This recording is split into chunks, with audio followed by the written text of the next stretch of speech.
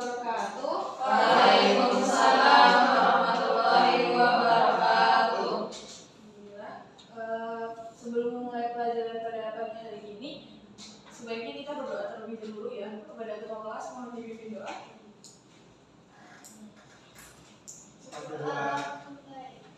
Bismillahirrahmanirrahim. Raditu billahi robba wa bil islami dina wa bi Muhammadin nabiyya wa rasula. Rabbi zidni ilma warzuqni fahma. Amin. Hari ini ada yang nggak masuk? Oke, sebelum mulai pelajaran, mungkin bisa dicek dulu di bawah kursinya atau di dekatnya ada sampah. Kalau ada, bisa dibuang dulu atau disimpan di tas.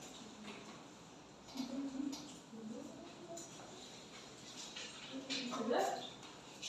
Oke. Baik. Ibu masih lihat kursi kosong, boleh yang di belakang maju dulu? Baik.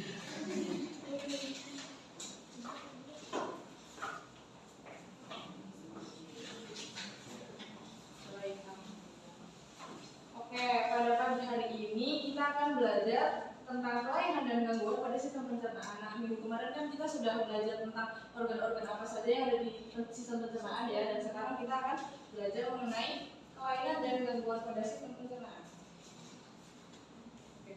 Tujuan pembelajarannya yaitu diharapkan setelah pembelajaran ini selesai, peserta didik dapat menganalisis kelainan dan gangguan yang terjadi pada sistem pencernaan manusia.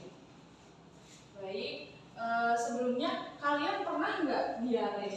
Pernah. Diare rasanya gimana sih? Sakit. Nggak nyaman, lemas. Oke, nah kira-kira kalian tahu nggak diare itu karena apa?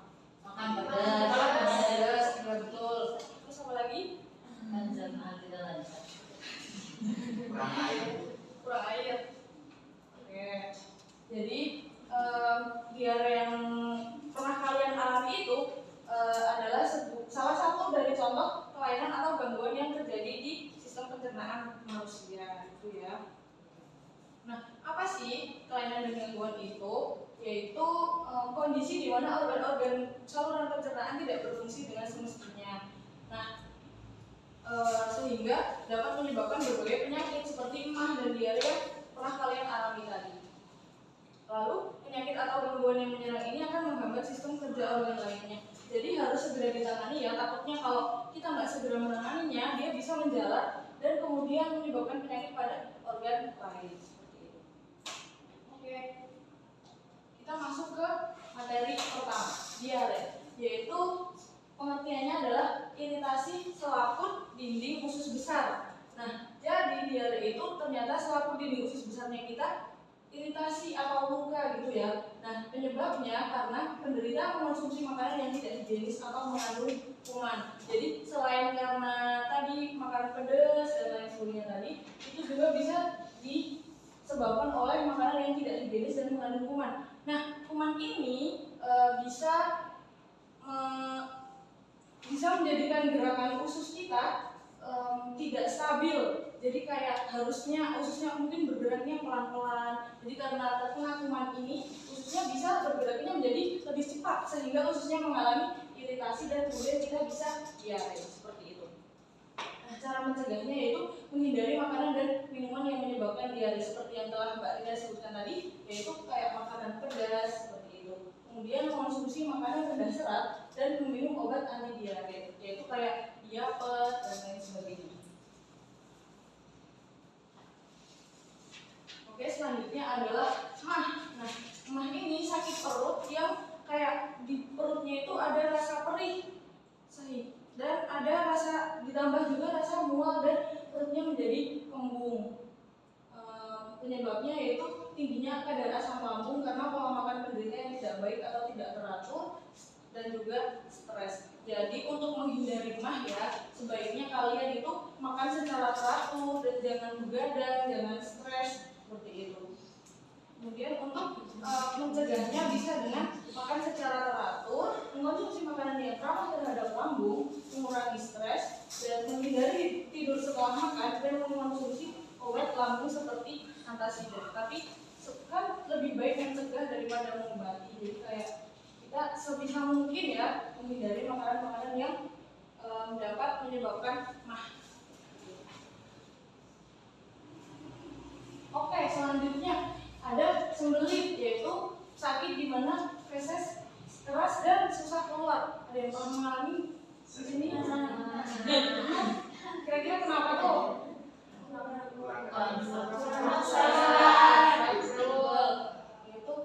Betul ya, kurangnya mengkonsumsi makanan yang berserat. Nah, contoh ada yang bisa disebutin nggak contoh makanan yang berserat itu apa?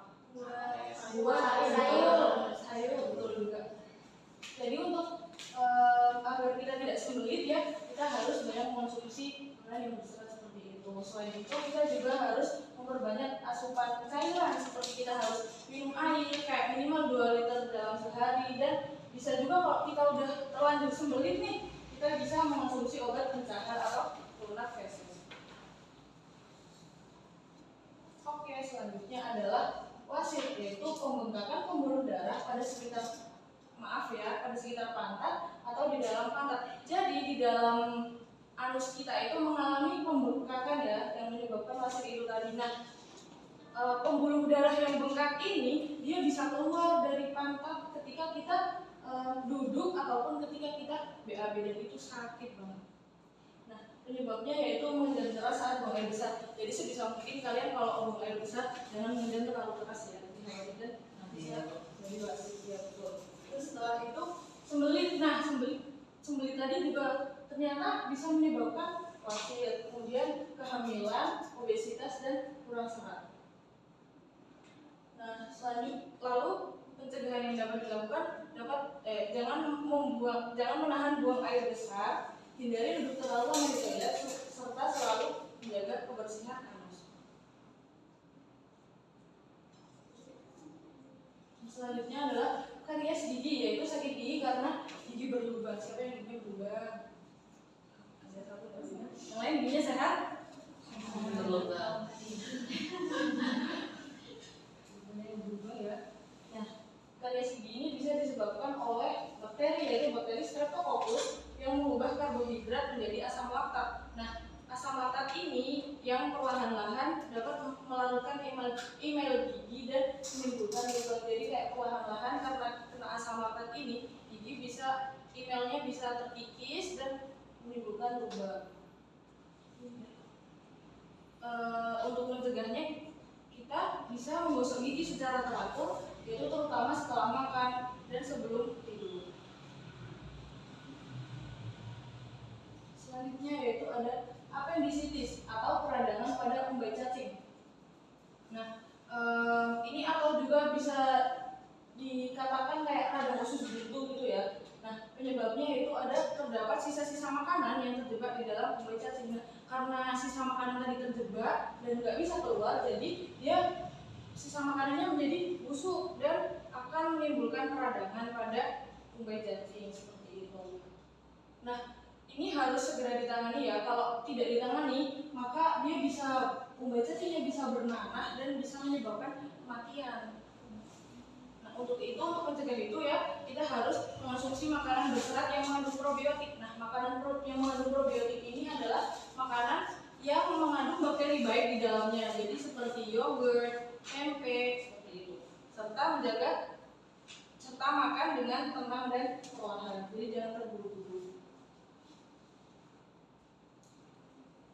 Selanjutnya ada luka lambung, yaitu luka pada dinding lambung. Nah, dinding lambung ini luka karena terkikis dari infeksi bakteri Helicobacter pylori atau efek samping penggunaan obat pereda nyeri dalam jangka panjang. Jadi sebenarnya kita tuh boleh mengonsumsi obat pereda nyeri, tapi harus dengan resep dokter dan jangan dalam jangka panjang karena ternyata bisa menyebabkan luka pada dinding lambung. Nah, pencegahannya yaitu dengan menjaga kebersihan, menghindari makanan yang mengiritasi perut seperti makanan-makanan pedas, makanan asam, dan makanan yang mengandung banyak lemak, menghindari konsumsi susu, mengelola stres, dan beristirahat dengan cukup. Selanjutnya ada sariawan, yaitu luka atau peradangan di dalam mulut. Nah, penyebabnya yaitu karena panas dalam pada rongga lidah atau rongga mulut akibat kurangnya vitamin C. Selain itu, kita bisa sariawan itu karena bisa menggosok gigi dan terkena gosok gigi itu ya, terkena sikat gigi itu, atau kita juga bisa karena kegigit ya kalau kita makan.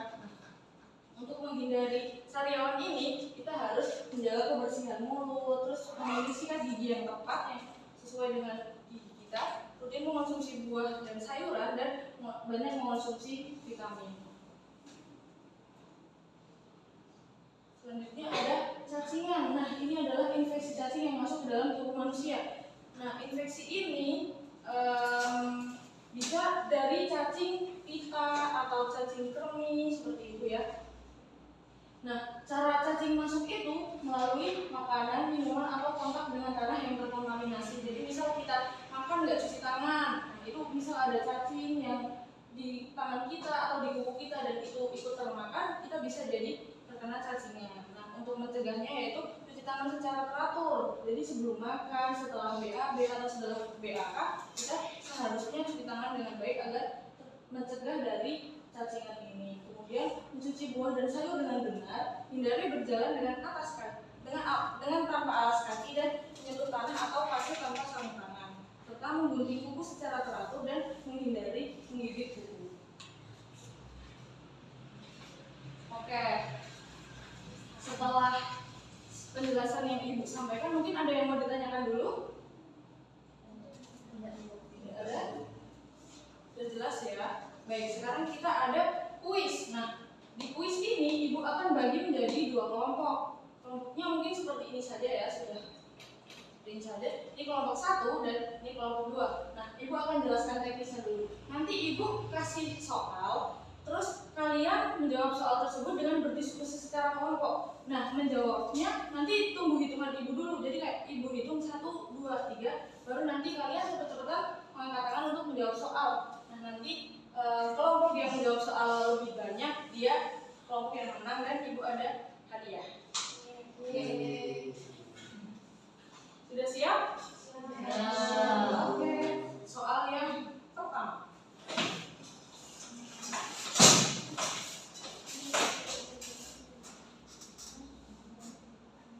Bisa berdiskusi dulu dengan teman kelompoknya. Belum. Belum dihitung ya.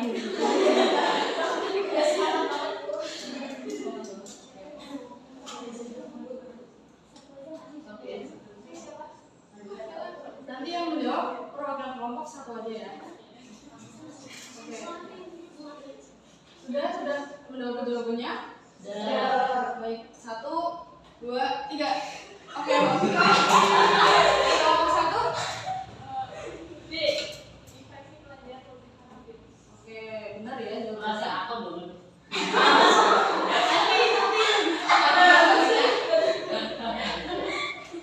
Baik, parotitis adalah gangguan dari sistem pencernaan yang disebabkan oleh, benar ya tadi jawabannya, dari kelompok 1 yaitu infeksi kelenjar ludah karena virus. Nah, parotitis ini adalah kita lebih akrabnya dengan gondongan ya. Nah, jadi gondongan itu disebabkan oleh infeksi kelenjar ludah karena virusnya itu bisa terjadi di leher kiri atau leher kanan atau dua-duanya seperti itu. Oke, sudah siap lagi untuk soal kedua? Siap. Baik. Bisa dibaca dulu.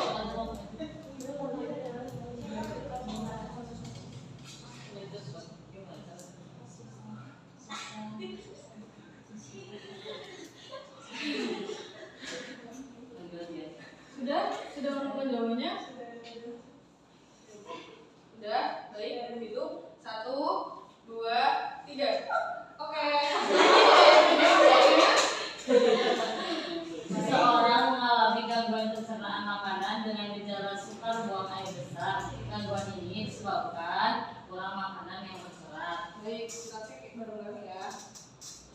Ya, betul sekali. Nah, gangguan ini tadi namanya apa?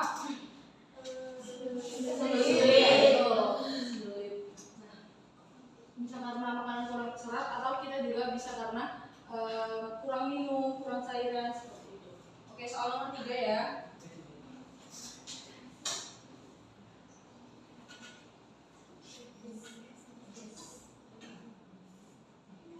Diskusi dulu. Sudah? Udah ini? Pemanasan dulu, baik. Sudah siap? Baik, 1, 2, 3. Ulang, aduh. Ya, bisa. Cepet-cepet banget. Mau dapat hadiah? Ibu ya? 1, 2, 3. Oke, nomor 2.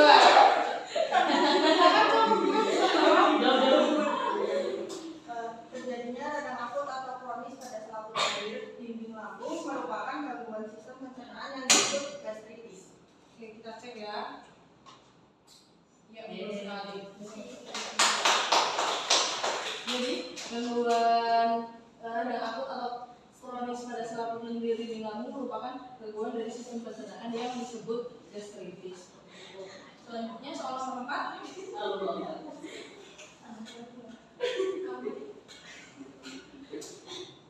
Bisa didiskusikan dulu bersama kelompoknya.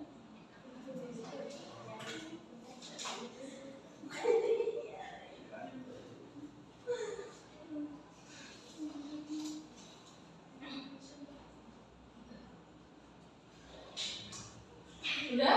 Sudah? Oke, ibu hitung ya. 1, 2, 3. Diulang satu aja ya makanan per kelompoknya. Oke, sudah.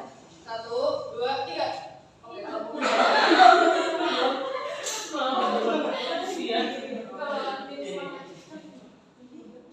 Gangguan sistem pencernaan yang membuat asam urat dan feses menjadi lendir. Gangguan ini disebabkan oleh iritasi pada biji usus besar, salah satunya karena konsumsi makanan yang tidak higienis. Diare. ya, kita lihat bersama. Benar ya, jawabannya adalah diare. Tanda dari diare yaitu perut merasa mulas dan feses menjadi encer. Masih ada satu soal lagi itu nggak masih ada satu soal. Ini soal terakhir ya.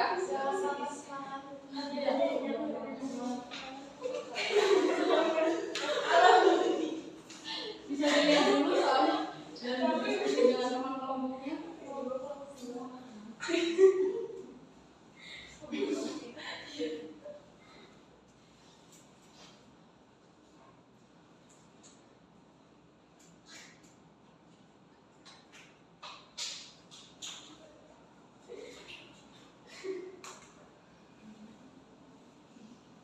Baik, apakah sudah diskusinya?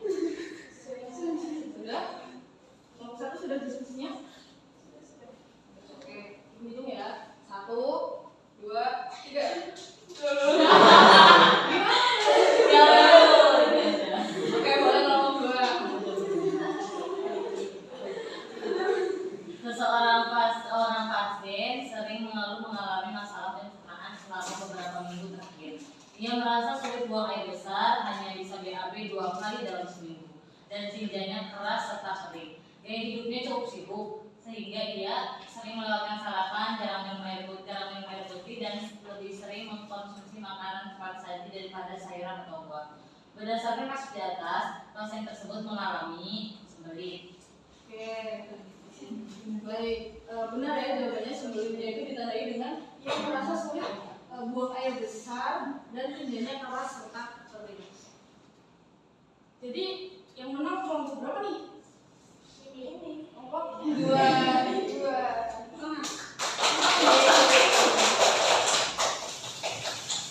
Oke, kelompok 2 bisa mengambil hadiahnya.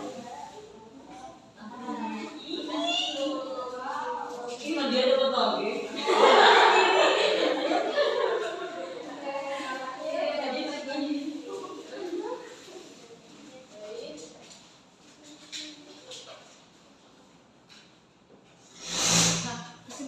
pembelajaran hari ini yaitu kita telah belajar tentang kelainan dan gangguan yang ada di sistem pencernaan, yaitu ada diare yang ciri khasnya yaitu feses yang cair akibat iritasi usus besar, kemudian ada mah, nyeri lambung karena asam yang tinggi dan perlawanan yang buruk, kemudian ada sembelit, feses keras karena kekurangan serat atau cairan, kemudian ada wasir yaitu pembengkakan pembuluh darah, ada karies gigi atau gigi berlubang, apendisitis, peradangan usus buntu, luka lambung yaitu luka lambung, sariawan karena luka di mulut karena kekurangan vitamin C, dan cacingan yaitu infeksi cacing di usus.